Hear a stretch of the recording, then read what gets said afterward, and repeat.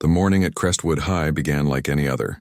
Students laughing, lockers slamming, sneakers squeaking against the hallway floor. But by the end of that day, Crestwood would be a name trending across every social platform, not because of a dance or a fight, but because of something far stranger. Her name was Nora Alley, the new girl, quiet, polite, and always on time. She wore headphones even when no music played, and she had the look of someone who'd seen too much too early. Nobody knew she'd been homeschooled for 2 years. Nobody knew why she'd moved. Nobody knew what the small metallic badge on her backpack really meant. To most students, she was just another transfer. But to 3 boys, Rex, Tommy, and Zane, she was fresh prey. Rex was the leader, a smirk always parked on his face. Tommy was the follower, big, loud, eager to impress. And Zane, the silent one, went along because he didn't know how to say no. The first encounter came at lunchtime. Nora sat alone, unwrapping her sandwich, scrolling through her tablet. Rex passed by, pretending to trip. Her drink spilled across the table. "Oops. My bad," he said, grin widening. Nora looked up, calm. "You can apologize properly, you know." Her tone wasn't angry, it was controlled. That bothered him. The next few days were worse. They hid her notebooks, mocked her accent, whispered "robot girl," because she always wore a smartwatch that beeped when she touched metal. Then came Friday. The last bell echoed. Nora stopped at her locker. She slipped off her bag, unlocked it, and before she could blink, Rex slammed the door shut.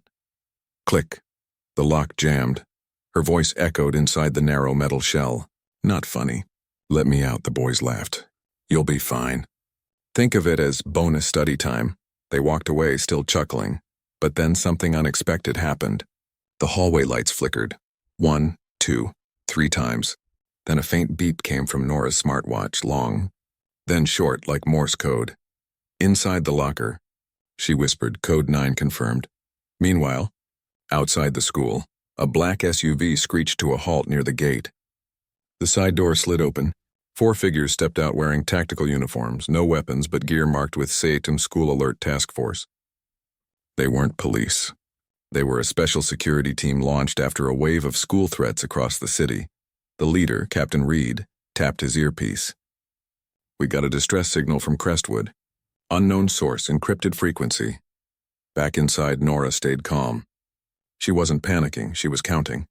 30 seconds, first here. Then the lock released itself with a faint metallic click. The boys, returning for their backpacks, froze. The locker door swung open by itself. Nora stepped out, brushing her sleeve. "Did you really think I didn't have protection?" Rex frowned. "What? How did—" Before he could finish, the PA system crackled to life. "All students remain where you are. This is a safety protocol." Students murmured in confusion. Then, sirens outside. Black-clad officers rushing through the gates, Tommy whispered. "Bro, we didn't actually hurt her, right?" Zane swallowed. "Something's wrong." Rex tried to laugh, but his voice cracked. "This is just a drill." It wasn't. The SWAT-style team moved through corridors, scanners glowing. The school went silent except for radios and heavy boots. Captain Reed's voice echoed. "Signal originated from this hallway." Locker 312, they reached Nora's locker. She stood there waiting, calm as stone. Rex stammered. "We didn't do anything. We just locked her in." Reed turned to Nora. "You activated an emergency code. Care to explain?" She nodded. "That watch you're tracking, it's a prototype. My father's company built it. It monitors biometric stress patterns. When it detects danger, it alerts the nearest school safety network." Captain Reed nodded slowly. "Your father's company?" "That's Novasec Industries." "Yes." Now Rex understood the gravity. Novasec wasn't a toy brand. It was the city's top security contractor. Reed's radio crackled. "Copy that. Signal authenticated by corporate database. Proceeding to detain suspects." Rex's smirk evaporated. "Detain for what?" "For endangering a student under federal contract protection." The phrase hit him like thunder. The scene spiraled into chaos. Teachers whispered. Phones recorded. Nora stood silently while the boys were questioned in front of half the school. Rex tried to plead. "We were just messing around." Reed shook his head. "Messing around stops when someone could suffocate." "You locked her in a metal box." Tommy's voice broke. "We didn't know." Nora finally spoke. "That's the problem. You never think about the consequences. Until they find you." Reed turned toward the intercom and spoke. School safety isn't about punishment. It's about awareness. Every year we lose bright students to thoughtless cruelty. Not today.